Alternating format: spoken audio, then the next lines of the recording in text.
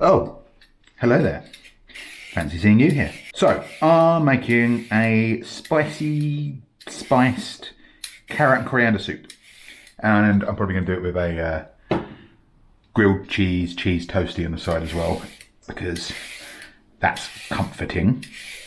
Super simple. So, I've just got a load of carrots. I've got 3 of these bigger sort of ones that are just your standard supermarket bag of carrots. And then I've got, just because I've got them for something else over the weekend, I'm using up loads of these little chanterelle carrots, the little baby ones.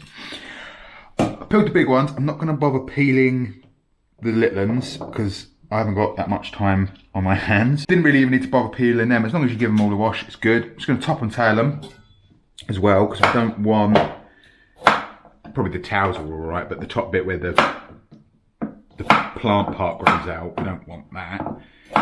So I'm just going to go through and prep all of these and then be right back. Right, so I'm going to use my big cast iron Dutch oven casserole dish jobby. I'm going to do it as a 1-pot jobby, so it's all going to be in here. First thing we're going to do, I'm going to chop those carrots up and now I'm going to fry them, get a bit of colour on them. If you haven't got a big pot like this and you don't want to do it all in there, you can quite easily just stick them in the oven on high for say 20 minutes, half hour. This is also optional. If you just want to go straight to the boiling of the veg stage, you can do that. But if you do this, just builds so much more flavour. Just caramelising the sugars that are in these carrots brings a load more flavour to the party. So these little ones I'm just splitting in half. That one I might go in half that way as well because it's kind of a big one. And they can go in there. And then these ones I'm just going to chop them up into coins, discs. You haven't got to worry too much about keeping the size the same. We're not cooking them, we're just going to get some colour on them at this stage. Then we're going to simmer them all with a load of vegetable stock, or you can use chicken stock. I think there's enough flavour in the coriander and the carrots, and we're going to put some other bits in there, some spices and spice itself. That's fine. Just relatively high heat, let them go, get some colour on them. We are going to chuck in a decent pinch of salt. This is smoked Cornish sea salt, biggish pinch of that, and just let that go. Whilst that's doing that, get a pan on the side, dry pan, relatively, say medium low, and we're going to toast off some spices. So I've got in here a tablespoon of cumin seeds, a tablespoon of coriander seeds, a teaspoon of mustard seeds, a teaspoon of caraway seeds, and a tablespoon of chilli flakes. Use whatever chilli flakes you want, miss them out if you don't want to go super hot with this. It's not going to be super hot. Like toasting nuts, toasting spices, they will burn quick, keep an eye on them. You just want to get them fragrant. And also the carrots, don't stir the hell out of them. Get them on a uniform layer and just let them brown on the bottom of that pan. As soon as you can start to smell them and the room starts to smell of that cumin and the coriander seeds and all that sort of stuff, they're pretty much done. Just keep them moving a little bit. You don't want them to burn. I can already smell that. That's already amazing. That's what toasting them off gives you. You get so much more depth of flavour out of them. So in a pestle and mortar, and we're just going to give them a grind. But if you haven't got pestle and mortar, you can't really do this. I can't really think. I mean, you could have an electronic spice grinder as well, but pestle and mortars aren't ridiculously expensive. They will last forever, and they're one of those things that are just so useful in the kitchen. Been about 5 minutes. Got a nice bit of colour on those carrots. We've not cooked them through. They might have softened a little bit, but we're just building those caramelisy, lovely, toasty flavours. Now I'm going to deglaze that pan. Probably doesn't really need deglazing. There's not really any colour on there, but this is Oloroso Sherry, medium dry. You can completely omit this step or go with a dry white wine or dry vermouth. Anything that's going to bring a little bit of tartness, a little bit of acidity. If there is anything stuck to the bottom of the pan, you want to make sure it comes up. Can bring a bit of sweetness, a bit of acidity, a bit of tartness. Like I said, dry white wine, completely skip the step. That smells amazing. Give that just a few seconds to cook off that alcohol. It's only 2-3 tablespoons maybe, just a splash. And now we're going to go in with our ground up spice mixture. Get everything in amongst it. You kind of want to grind it up to the point where you've got no discernible chunks of like coriander seeds particularly. You can end up with little shards of it. So now, all we're going to do with this is I've got a litre of vegetable stock here. I'm just going to go in with that. Just made that from vegetable stock cubes. Oh, there I've got another thing I need to put in there. One second. Got a potato. So this is kind of optional. But if you chuck a potato or two in there, I'm only using one, that sort of size. Any potato will do. Just going to help thicken it all up. So we're going to go through this with a blender and blend it all up and make a nice, not creamy, but a thick carrot and coriander soup. Adding a potato in there just brings a bit of starch to the party that helps just turn it into a thicker soup. I'm just going to cube that up. Thusly, she can go in there as well. Try not to splash it all over the place. And I've also got this. It's a bouquet garni. This again is optional. I've had them lying around, so I'm just going to use them up. So there's a couple of sprigs of rosemary, a couple of sprigs of thyme, a sprig or two of sage, a couple of bay leaves, tied together with a bit of string, pop that in there. That completely optional. It's just more depth of flavour. Just going to bring some more flavour to the party. Right, so now we are going to put that on a high heat till it comes up to a boil. Little help. Once it's boiling, we're going to turn it down to a bearish simmer, and then we're going to just simmer it for 20 minutes, 30 minutes. And then we'll come back and we will start, well, we'll complete our soup. Alright, welcome back. So we're boiling it, heavy simmering it really for 20-25 minutes. So the potatoes, you should be able to just smash against the side now. The smaller carrots will probably do the same. Be careful, don't burn yourself. Like that. The bigger ones probably won't get to that point yet, but you should be able to just easily stick a fork through them, no resistance. So, now what we're going to do, if you have put in our bouquet garni, it's time to fish that out. So that's why we tied that all together. That should come out quite easily. If there's any big sprigs or bay leaves that have found their way out of the bouquet garni, probably best to take them out. But if there's a few little rosemary or thyme leaves in it, that's not a problem. We can kill that heat now. And we're going to go in there with our immersion blender. So, you can't really do this. So, at this point, you've made a soup. That's going to be all right on its own, but it's a bit bigger on the chunky side. If you haven't got one of these and you really don't want to go out and get one, chop the carrots up a lot finer, don't cook it for quite as long, and you'll have quite a nice soup, but it's going to be a broth, almost carrot broth, stew thing. These are really handy. They're not expensive. This probably isn't a particularly fancy one. I don't even know what brand it is. Tesco's own brand. I think this cost me like 15 quid. It's got a few different attachments. So it's got the immersion blender. It's got the little mini chopper thing you've seen me use quite a few times. There's a potato masher attachment that I've never used. There's a whisk as well. They're all kind of handy. They do come in handy. They do get used. I use them a fair bit.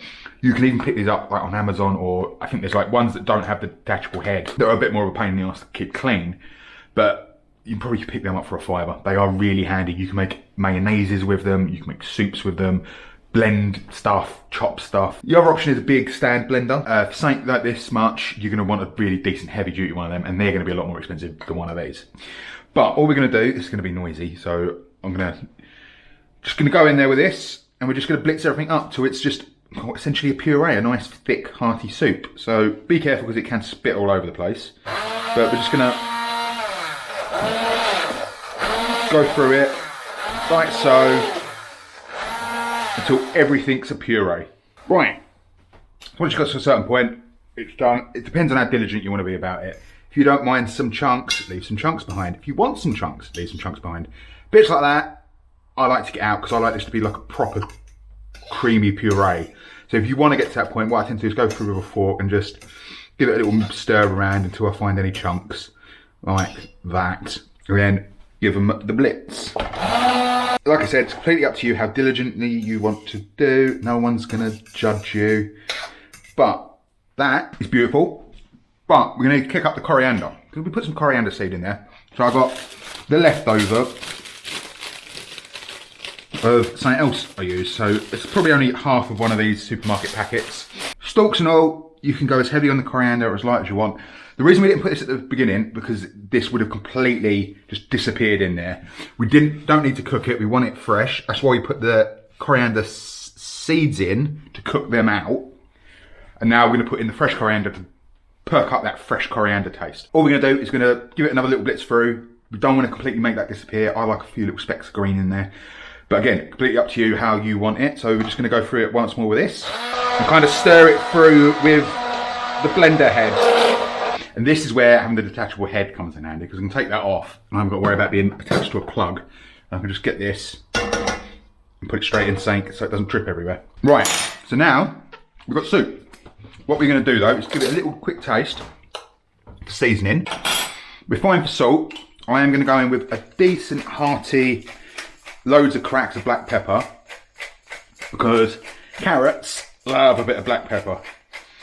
And we're just going to stir that all through. And that is a spicy, spiced carrot and coriander soup. That is absolutely banging. So what we're going to do, put that to one side, put a lid on it, keep it warm. Now, that's fine on its own with just a bit of crusty bread or anything. Maybe stick some croutons on top. But we are going to make grilled cheese toasty. So a couple of slices of sourdough, any bread, just plain old white sandwich bread will be fine. And we're going to, a couple of slices of butter because we're treating ourselves. Low heat. We melt that butter, but what we're going to do with a toasted sandwich is, I've done a toasty before. I'll put the link up there where I just did a whole video about a grilled cheese toasty. But what we don't want to do is get the outside of our bread toasted and crunchy to perfection in the pan before the cheese inside is melted. Because then you're going to end up with burnt bread, burnt toast, and that's not good. So get that butter melting. So I've got some pre-sliced, this is cheddar. I'm going to take them in half because this is quite thin bread. A couple of slices of that there. And cheddar for flavour. Don't hate, I've got some sliced American burger cheese here as well. One slice of that there. And I think this, is one of the best melty cheeses out there. It goes nice and gooey. But use whatever cheese you've got to hand. I mean, I wouldn't use halloumi and I wouldn't use feta. But if you want to go for Gruyere, it's lovely. Edam, Emmental, that's about that weird. Right, once our butter's melted, still on a low heat, we're going to take our time. Patience is a virtue with this one. I'm just going to go in there, give it a little move around so it gets even absorption of that butter, and just leave it. This could take, I mean, if you want to go really low and slow, you will be rewarded. You can take 15-20 minutes making this. I reckon I'll knock it out in about maybe 10 to 15 minutes, but low heat, low and slow, you will be rewarded. We cook that grilled cheese and we'll be back, plate everything up, and Bob's your auntie. If you give it a little move in the pan, you should be able to hear that it's crispy because it will kind of scratch against your pan a bit. Have a little peek inside. Your cheese, the first layer of cheese should already be on its way of being melty. So we're going to give it a flip. If we can get underneath it without burning ourselves. Beautiful. Go a little bit further actually than that. That's golden brown. I wouldn't mind a bit more of a darker brown on that, but give that a move around as well. Make sure it picks up some butter. And then another 5 minutes or so on that side. And we'll have ourselves a lovely little cheese toasty grilled cheese. With a bit of luck, we'll get a decent cheese pull out of it. Right. Give the heat.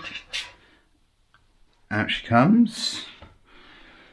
A little slicey slice down the middle. Push it back together because I'm going to try and fabricate a cheese pull. And make sure it's not hot. A few ladlefuls of our beautiful, rich, thick, comforting, hearty, spiced soup. Carrot, right. That's the trick. So if you cut it and then let it bind back together and you get a nice little cheese pull like that. Let's put that on a plate like that so it looks wonderful. And there you go. Comforting as all hell. Cheap as chips. Carrots cheap. Coriander's, by with the weight, probably not as cheap as carrots, but You could put some parsnip in there if you really want to up the earthy vegetal and add some more sweetness. But toasting them off first, the carrots, getting some colour on them, just brings a whole level. You got all these levels of flavour. You got the not rawer, but the just boiled centres of the carrots that are just a bit fresh, vegetal, still quite sweet. The caramelised outsides of those carrots just bring in so much depth of, not smokiness, but like a rich, sweet, depth flavour. Freshness of the coriander. This is kind of got, it's not super spicy, it's got some warmth there because of the chilli, but if you do want to add the chilli and just make it spiced instead of spicy, you can do that. Or you can really kick that spice up and just chuck loads of cayenne pepper and fresh chilies and loads of different powdered or dried chilies. Completely up to you. But that, this time of year, you cannot go wrong. That's a bit of a little treat on the side, but that dipped in that just works so well together. So I'm gonna go munch this. Late lunch, early dinner. Like, comment, subscribe, hit the notification icon, follow me on Instagram. Probably not going to be a video next week because it's Christmas Eve. Or I might just do a cocktail, silly little short video for Christmas Eve. And then I don't know what's going on in the new year. Well, New Year's Eve, New Year's Day. Might not be a video then as well. I can't promise anything. But going into the new year, hit the ground running. That's that. I mean, if you want to finish that off with a little bit more fresh coriander on top, a little swizzle of sour cream to play off the spiciness, or just standard cream just to add a little bit more richness to it. Not that it really needs it, but fatty richness to it, especially if you're not having the fatty cheese sandwich next to it. But you can't go wrong. That's lovely, it's cheap, it's hearty, it's filling, it's healthy, it's beautiful, it's lovely. And that's that. Be good. I hope you have a good Christmas. If I don't see you beforehand, well, obviously I won't see you beforehand, but have a good Christmas, Happy New Year, all that sort of stuff. And if I don't see you over Christmas, I'll see you in the new year. Ooh.